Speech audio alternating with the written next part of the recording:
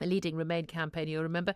Findings that suggest that young people will lose out as much as £108,000 in earnings by 2050 if the UK, in these words, crashes out of the EU without a deal, so leaves without an EU deal, according to this new research. The bill, at more than 3 times the cost of a deposit on a first home, shows the young will lose the most from leaving the EU, according to campaigners. And now it's been compiled by an Oxford economist, endorsed by the political economist Will Hutton, and it says young people will be up to £32,000 worth off, even under a soft Brexit. But if there were a no-deal Brexit, it would reduce GDP, cut jobs, and we would see more than £3,000 a year going out of the pay packets of young people today. Femi Olawale, do you believe this stuff, do you? Quite simply, the issue here is that people don't believe these figures in general because people feel that the experts have been discredited, and I think that's deeply problematic. The issue here is people don't understand, people haven't been told what the economic benefits of being in the EU are. For example, we keep talking about how we don't need the single market, but most people have not been told what the single market is. For example, they can look it up. I mean, you could Google it, can't you? But most people haven't. I mean, for example, then they clearly don't care enough. Well, you yourself, what is the single market? Single market means the single market. So it means that we have a trade. We don't have to cross international borders effectively to trade with other countries. Which means in detail, what does that mean? In detail, not being an international exporter or importer. I'm not sure I do need to know any more than that. What does free movement of goods? Single market goods, services. What does free movement of goods actually mean, though? Free movement of goods means those goods can be carried. They don't have to be inspected for customs, for tariffs, we have the same rates of tax on them, etc., etc. And the same regulatory standards, yeah. Yes. Which means that, generally speaking, you don't have to pay the extra cost of trading between borders, which means that by leaving that single market, we've then created a barrier between us and our biggest trade partners. Oh, but wait a second. We've created a barrier. Okay. People, voted to have that barrier because they felt that the barrier on freedom of movement of people was worth it as opposed to vis-a-vis the barrier on goods. But they also were of the view that our politicians on both sides of the debate would be sensible enough to come up with some sort of decisions and agreement where we would actually be able to have relatively free movement, not maybe completely free, but relatively free movement of goods and services after we leave. But that's the point. If you create a barrier between us and our biggest trade partner, that's obviously going to create an economic hit. Our single biggest trade partner is actually America, not any individual EU country. Our single biggest trade partner, but the single biggest trade relationship we have is with the EU. Okay, but are you saying, look, people don't trust these figures. Now, if John Major, anyone on the Remain side now shouts about huge losses in the future, again, losing £108,000 in earnings. I mean, there are so many presumptions in this, just so many, most of which are completely ridiculous. I mean, you could assume anything you want. If I were a millionaire, I'd lose X amount. But the reason why people don't trust is not they've lost faith in the credibility of experts, what Michael Gove had to say during the debates. It's because what we were told by all the experts, by the entire establishment, by all the leading politicians, by everybody, all the academics, everyone said ahead of Brexit, these are the terrible things that are going to happen. And that was just if there was a vote, let alone actually Brexiting.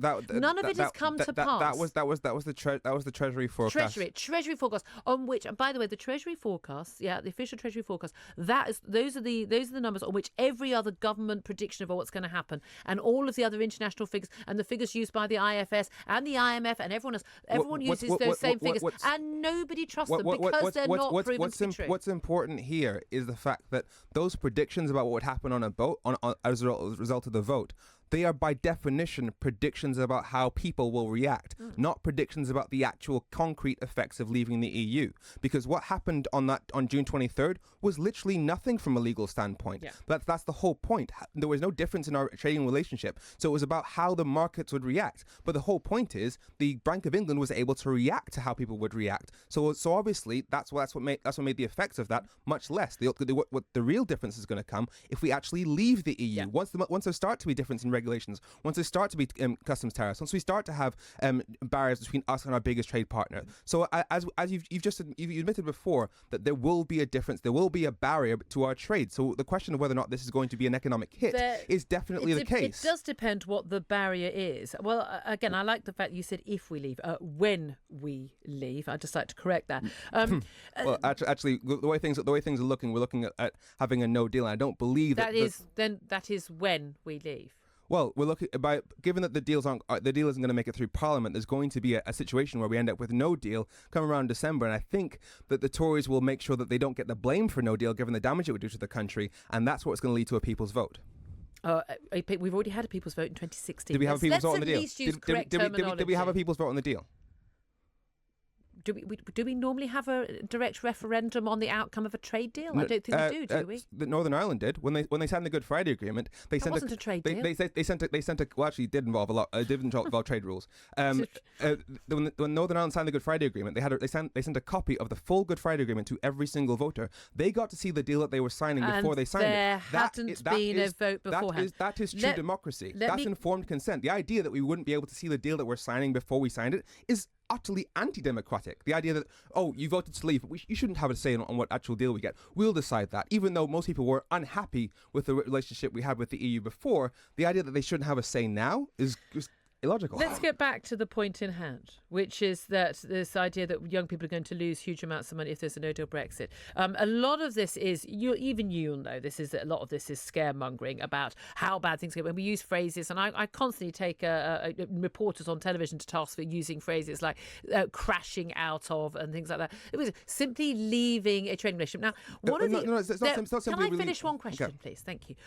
One of the issues that came up in the EU referendum campaign all those years ago was that actually we were constantly being told we're going to be poorer. Now, whether people didn't believe that or whether people believed it but went, I don't care, and we're constantly told, some rich people, it won't affect you. No, the evidence is actually people on lower incomes actually voted to leave on average, and they were, a lot of them I think were saying, and the polling suggests that I'm right in this, they were saying, you know what, even if there is a financial hit, I believe strongly I want my country to be sovereign. I don't want to be told what to do by the EU anymore. I don't want to have free movement anymore, and I want to have accountable government again. I want politicians to have to listen to me and not to Brussels bureaucrats. And there are a lot of people who say, you know what, that matters more to me than whether there's a few hundred quid or even a few thousand quid in my pocket at the end of the day. Voters have spoken on that again and again and again, and yet you refuse to listen. Everything isn't about money for people. I fundamentally disagree with this point. I mean, I was in Sunderland literally yesterday, an area of the country that has been left behind by the political class, that no matter which way they vote, nothing gets better there because there's been no investment in there from Westminster.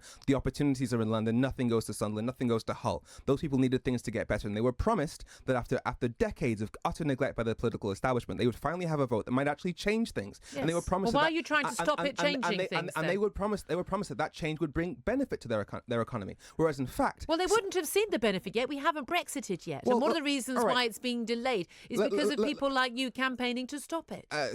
We've already dealt with that issue. I literally went to Brussels to confirm that we've had no effect on his trading position, Michel Barnier. But the fact is, 27,000 jobs, actually 35,000 jobs across the northeast are based on a Nissan factory that sends 75% of its cars to mainland Europe. The Japanese ambassador has said that the reason why the Nissan factory is there is precisely because we're in the single market, because anything made in this country is automatically legal across Europe. Yes. No customs barriers, no checks, no nothing. And so it doesn't make sense for that factory to stay in a completely different legal jurisdiction. Except that's not the only reason why factories are based in the... That is literally what the Japanese ambassador has said. Yes. So you are countering the actual opinion of a Japanese ambassador, and Nissan itself has confirmed that a no deal would cause serious disruption. Those 27,000 jobs. The only reason why companies base themselves in the UK, they also base themselves in the UK because in those particular areas it's highly skilled workforce, because of our employment laws. They base it because of our corporation tax and many, many other reasons. That's the reason why we are not seeing a max exodus of firms. We were also told if we didn't join the euro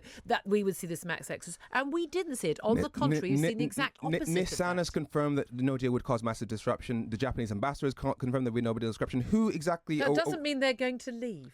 It means that... I'll bet you very good money they're not going to leave, Femi. If 75% of the cars that you... let's say you own Nissan, and 75% of the cars that you make go to a completely different jurisdiction, would it not make sense for you to make those cars in that jurisdiction? But yes, and the cars that Germany sells to America are in a completely different jurisdiction, and they still sell they have factories in America, which creates jobs in America. That's the point. Actually, most of their jobs are not in America. They're not. They're in Germany. This is the fascinating thing. Is that the funny thing is people buy stuff and people sell stuff, and it's got very little to do with whether the EU or the UK government are in charge of any particular tariff or not. The prices are going to change.